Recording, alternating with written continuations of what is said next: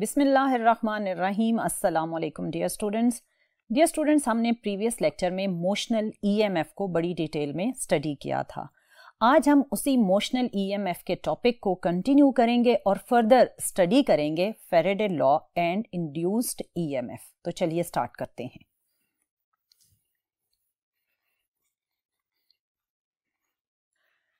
Dear student, हमने previous दोनों lectures में डिफरेंट मेथड्स को ऑब्जर्व किया जिनके थ्रू आपने ये देखा था कि जब भी किसी कंडक्टिंग लूप के across change of flux generate होता है तो उस लूप में जनरेट होती है इंड्यूस्ड ईएमएफ जो फर्दर इंड्यूस्ड करंट को जनरेट करती है।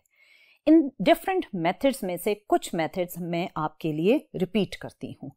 डियर स्टूडेंट, आपने ऑब्जर्व किया था कि अगर किसी भी लूप के साथ आप मैग्नेट को कुछ इस तरह मूव करें, वेदर टूवर्ड्स द लूप या अवे फ्रॉम द लूप, तो आपको गैल्वानोमीटर पर नजर आई इंड्यूस्ड करंट। और इसमें भी आपने ऑब्जर्व किया कि जब मैग्नेट को आप टूवर्ड्स और अवे मूव करते हैं तो लूप के अक्रॉस जनरेट होता है चेंज ऑफ फ्लक्स। फिर डियर स्टूडेंट, आपने एक और एक्टिविटी में ऑब्जर्व किया था कि जब आप किसी भी कंडक्टिंग लूप को मैग्नेटिक फील्ड में कुछ इस तरह प्लेस करें कि जब आप इस लूप का एरिया चेंज करें, वेदर आप एरिया को इस तरह चेंज करें या फिर इस तरह, इन दोनों प्रोसेस में जब आपने एरिया को चेंज किया तो लूप के अक्रॉस चेंज हुई फ्लक्स या मैग्नेटिक फील्ड लाइंस और जनरेट हुआ induced EMF and then induced current. फिर आपने ओरिएंटेशन से रिलेटेड भी ऑब्जर्व किया था कि जब आप इस लूप को इस मैग्नेटिक फील्ड में मूव करें from maximum to zero flux या फिर जीरो टू मैक्सिमम फ्लक्स, तो इन दोनों सिचुएशंस में अगेन चेंज हो रहा है मैग्नेटिक फ्लक्स और इस चेंजिंग फ्लक्स की वजह से जनरेट हुआ induced EMF and then induced current. Dear student, इस इंड्यूस्ड ईएमएफ को हमने प्रीवियस लेक्चर में नाम दिया था मोशनल ईएमएफ का, और इस मोशनल ईएमएफ से रिलेटेड हमने एक फार्मूला डिराइव किया था जो कि था epsilon equals to minus VBL sine theta, और इसमें थीटा की वैल्यू हमने यूज की थी 90 degree for maximum magnetic force या फॉर मैक्सिमम इंड्यूस्ड ईएमएफ या मैक्सिमम मोशनल ईएमएफ। और इस थीटा को जब आपने 90 डिग्री पुट किया तो साइन 90 डिग्री की वैल्यू होती है 1। सो मोशनल ईएमएफ या इंड्यूस्ड ईएमएफ की इक्वेशन बनी E equals to minus VBL। Dear student, इसी इक्वेशन को आज हम फर्दर यूज करेंगे और जो आज का हमारा मेन टॉपिक है that is Faraday law and induced EMF. इस फैराडे लॉ की इक्वेशन को डिराइव करेंगे by using the motional EMF equation. Dear student, Faraday which means Michael Faraday ने 1831 में इस इंड्यूस्ड ईएमएफ के कॉन्सेप्ट को प्रेडिक्ट किया था। माइकल फैराडे ने 1831 में यह बताया कि जब भी कहीं पर भी change of flux across the loop which is conducting loop, उसके अक्रॉस जब भी चेंज ऑफ फ्लक्स जनरेट होगा तो induced EMF and then induced current नजर आएगी। जब फैराडे ने फर्स्ट टाइम अपनी इस ऑब्जर्वेशन को स्टेटमेंट की फॉर्म में कन्वर्ट किया तो फर्स्ट स्टेटमेंट कुछ इस तरह से थी, whenever magnetic flux linked with a coil is changed, this change will generate EMF which is called induced EMF। Dear student, इसी स्टेटमेंट को आपने मल्टीपल टाइम डिफरेंट एक्टिविटीज में ऑब्जर्व किया। फिर फर्दर जब इन एक्टिविटीज को या इन ऑब्जर्वेशंस को देखा गया तो इसी स्टेटमेंट से एक सेकंड स्टेटमेंट को कंक्लूड किया गया, और वो सेकंड स्टेटमेंट कुछ इस तरह से थी कि whenever there is induced EMF in a conducting coil या in a conducting loop, then that induced EMF is directly proportional to change of flux। जिसका मतलब ये था कि जब भी किसी भी जगह पर आपको इंड्यूस करंट या इंड्यूस्ड ईएमएफ नजर आएगी तो उसकी रीजन होगी change of flux in that loop, और जितना ज्यादा आप चेंज ऑफ फ्लक्स जनरेट करेंगे उतना ही ज्यादा आएगा इंड्यूस्ड ईएमएफ। सो इस स्टेटमेंट के अकॉर्डिंग जो इक्वेशन बनी वो कुछ इस तरह से थी, E equals to delta phi over delta T. इस E को एप्सिलॉन भी बोला जाता है, which is the symbol for induced EMF। Dear student, इस इक्वेशन को बेसिकली कहा जाता है फैराडेज इक्वेशन या फैराडे लॉ इक्वेशन। इस इक्वेशन को हम कैसे डिराइव करेंगे? By using motional EMF equation. इसके लिए पहले हम एक एक्टिविटी ऑब्जर्व करते हैं और इस ऑब्जर्वेशन को फिर हम लिंक करेंगे मोशनल EMF के फार्मूला से और डिराइव करेंगे फैराडे लॉ इक्वेशन को। एक्टिविटी कुछ इस तरह से है कि आप इमेजिन करें कि आपके पास into the plane magnetic field of strength B exist करती है। इस मैग्नेटिक फील्ड में आप प्लेस करें 2 कंडक्टिंग रेल्स और एक साइड से इसको क्लोज करेंगे with the help of galvanometer, और इन रेल्स के ऊपर आप एक मूवेबल कंडक्टर AB को प्लेस करेंगे। इस वक्त अगर आप इस कंडक्टिंग लूप ABCDA को ऑब्जर्व करें तो इस लूप के अक्रॉस एक पर्टिकुलर फील्ड लाइन क्रॉस कर रही हैं। डियर स्टूडेंट, जब ये एक्टिविटी मैं स्टार्ट करूंगी तो आपने पूरे ध्यान से ये देखना है कि जब ये लूप या ये कंडक्टर मूव करेगा तो जो लूप ABCDA है इसके अक्रॉस मैग्नेटिक फ्लक्स किस तरह चेंज होता है, क्योंकि मेन चीज है चेंज ऑफ मैग्नेटिक फ्लक्स। अगर आप change of magnetic flux generate करेंगे तो ऑब्वियसली आपको इंड्यूस्ड EMF या इंड्यूस्ड करंट नजर आएगी। सो डियर स्टूडेंट, इनिशियली हम ये इमेजिन करते हैं कि इस कंडक्टर का गैल्वानोमीटर से जो डिस्टेंस है वो है x1 और इस कंडक्टर की लेंथ है L। अब हम इस कंडक्टर को मूव करेंगे with velocity v from left to right.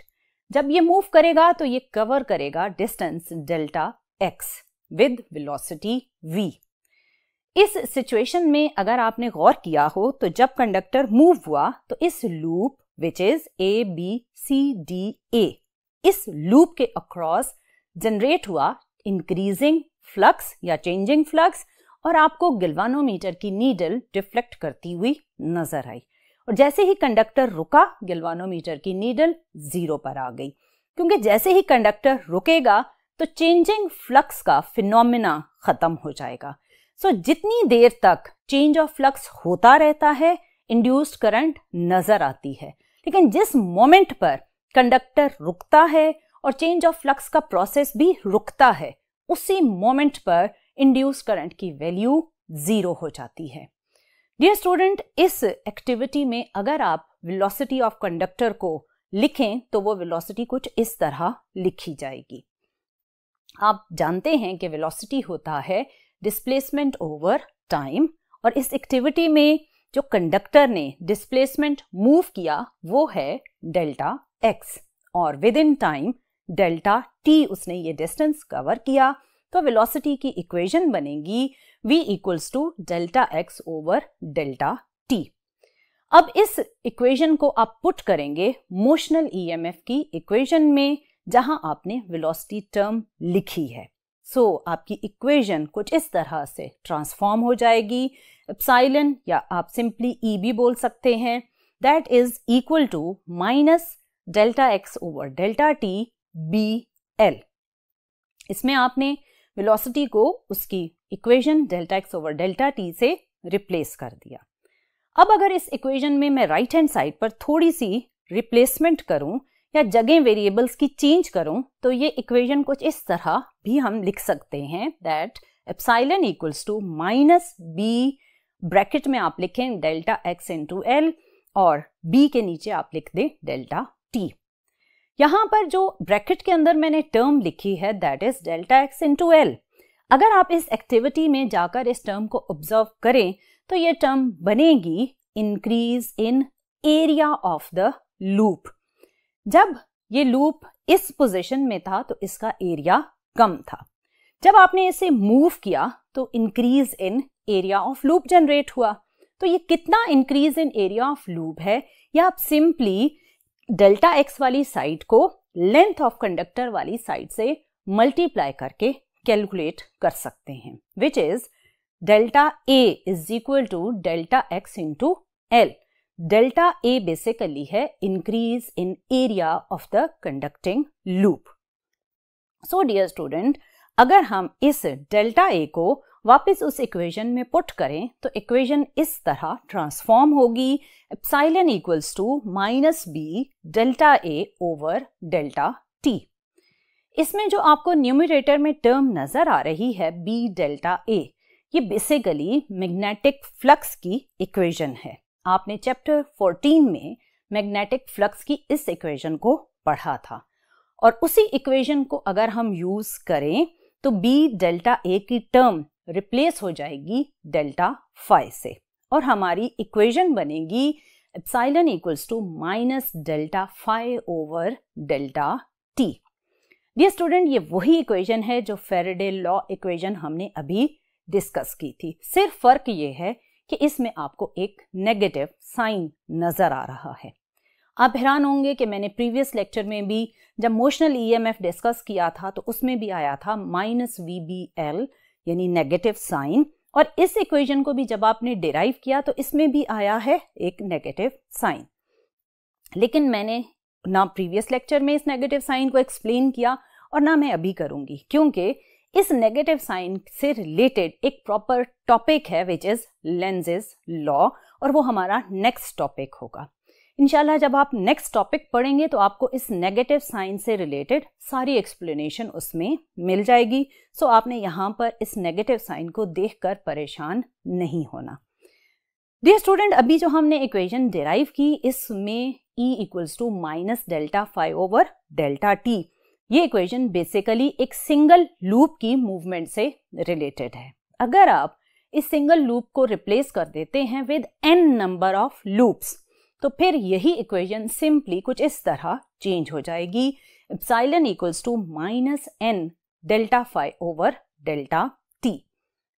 Basically ये वो फाइनल इक्वेशन है जिसे हम फैराडे इक्वेशन या फैराडे लॉ बोलते हैं, और इसी इक्वेशन को बेस बनाते हुए हमारी बुक में या जर्नली फैराडे लॉ को जब भी डिफाइन किया जाता है तो बेसिकली इसी इक्वेशन को उसमें डिस्क्राइब किया जाता है। सो अगर हम इस इक्वेशन के अकॉर्डिंग फैराडे लॉ को डिफाइन करें तो हम कुछ इस तरह से डिफाइन करेंगे, average induced EMF in a coil of n loops is equal to negative rate of change of flux through the coil. Dear student, इसमें जब आप number of loops को increase करेंगे तो obviously change of flux across all these loops will increase, और आपके पास induced current की value भी उसी रेशो से increase हो जाएगी। So dear student, this was all about Faraday's law, जिसमें आपने बड़ी डिटेल में देखा कि किस तरह चेंज ऑफ फ्लक्स की वजह से इंड्यूस्ड EMF जनरेट हुई, और जितनी ज़्यादा चेंज ऑफ फ्लक्स होगी और जितने ज़्यादा नंबर ऑफ लूप्स अटैच्ड होंगे उतना ही ज़्यादा आपको मिलेगा इंड्यूस्ड EMF या इंड्यूस्ड करंट। सो आने वाले लेक्चर में हम इन दोनों इक्वेशन मोशनल EMF और जो आपने फैराडे लॉ पढ़ा उसकी इक्वेशन में आने वाले नेगेटिव साइन को फर्दर एक्सप्लेन करेंगे। सो हमारा नेक्स्ट लेक्चर इसी नेगेटिव साइन से रिलेटेड होगा जो कि है लेंजेस लॉ। इंशाल्लाह नेक्स्ट लेक्चर में मिलेंगे और देखेंगे कि लेंजेस लॉ में क्या क्या कॉन्सेप्ट्स हैं। But till